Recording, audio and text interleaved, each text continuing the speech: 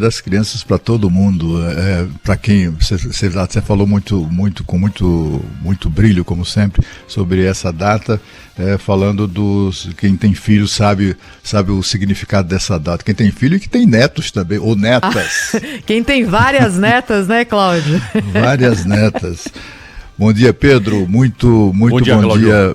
Bom dia, Brasil. Olha, eu trago aqui assim, nós estamos já assim praticamente na reta final do segundo turno, a eleição está passando, mas o que a gente não pode deixar de falar aqui é de uma situação nova, digamos assim, do ponto de vista do avanço, né? Avanço de terreno, né? No terreno alheio, no terreno institucional da justiça eleitoral no Brasil. A justiça eleitoral, sobretudo o Tribunal Superior Eleitoral, tem tomado medidas que caracterizam o Brasil como se estivéssemos em pleno processo, que é o triunfo da democracia. A eleição é o triunfo da democracia, pois precisamente nesse período nós temos uma justiça eleitoral que estabeleceu um período de exceção no Brasil. Eu era garoto, mas eu me lembro muito bem que na época da ditadura militar falava-se isso, né? Para não chamar ditadura de ditadura, chamava-se regime de exceção.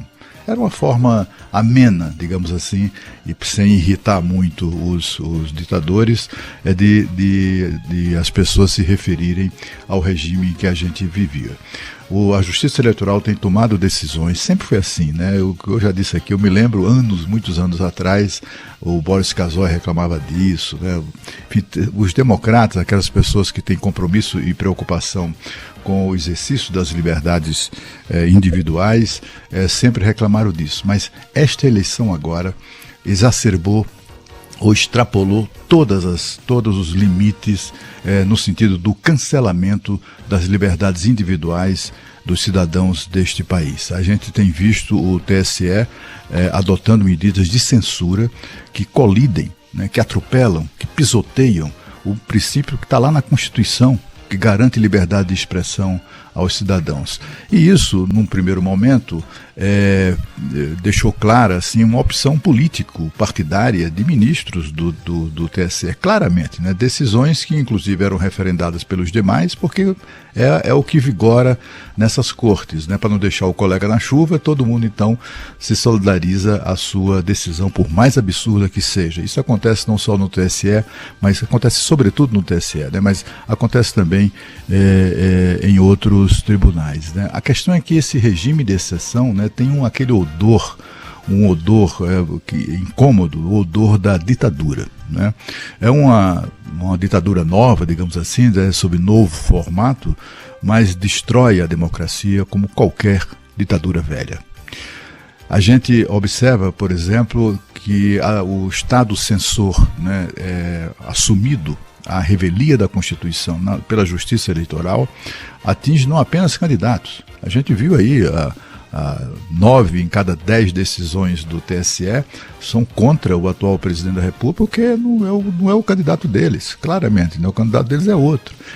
Mas assim, só isso aí já deveria chamar a atenção das pessoas, dos brasileiros, para algo que precisa ser feito, ou pelo menos ser discutido. Não pode ficar assim, né? Não pode ficar assim porque, afinal de contas, depois, como escreveu recentemente o jornalista José Roberto Guzzo, brilhante jornalista na revista Oeste, ele disse que depois que começa um processo de destruição das liberdades, as tiranias nunca devolvem o que nos tiraram.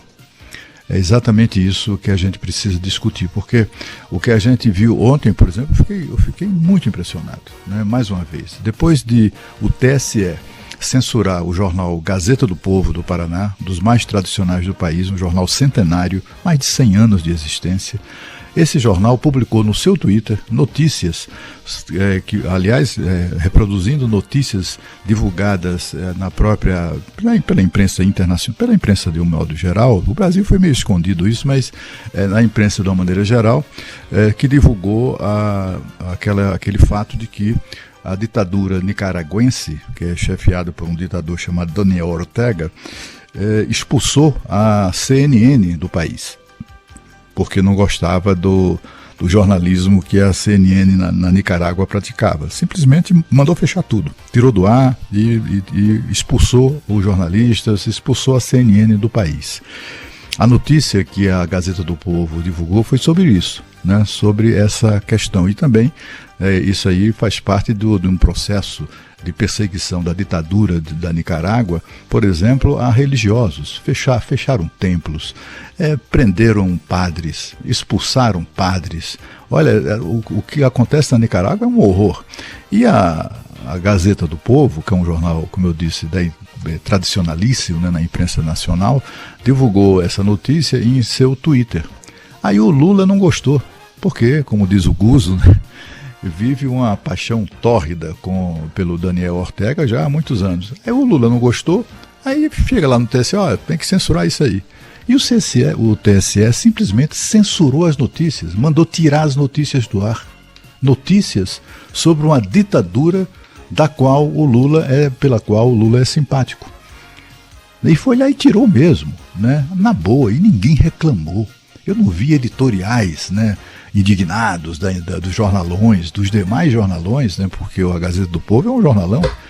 Os demais jornalões simplesmente não manifestaram qualquer tipo de solidariedade ao jornal que foi censurado. Aliás, nem os jornalões, nem imprensa alguma. Eu não vi isso sendo motivo de estranhamento ou de qualquer tipo de reação indignada. E ontem eu vi assim, uma notícia de que o ministro Benedito Gonçalves, que é o ministro corregedor lá integrante do Tribunal Superior Eleitoral, avalia proibir entrevistas de candidatos no dia da eleição.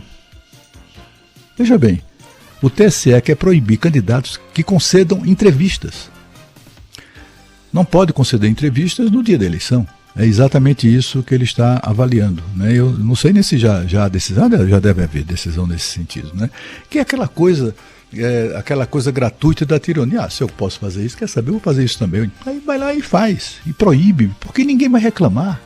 Ninguém se alevanta contra isso. Uma das coisas que mais me incomodam neste momento no nosso país, nessa quadra que nós estamos vivendo, né, é que nem mesmo aquelas pessoas que vivem, né, que passaram a vida lutando por isso e que vivem em razão do exercício da liberdade de expressão, que somos nós. As pessoas que não se incomodam com isso, parecem não se incomodar com o fato de que a liberdade de expressão, de que o direito à informação que as pessoas têm estão sendo simplesmente colocados debaixo do tapete, sei lá o quê, estão sendo soterrados, ignorados, né? Vilipendiados. E a gente parece não percebeu, não se incomodar muito com isso, né? Porque a eleição logo passa, mas assim, logo passa, mas como disse o Guzo, né?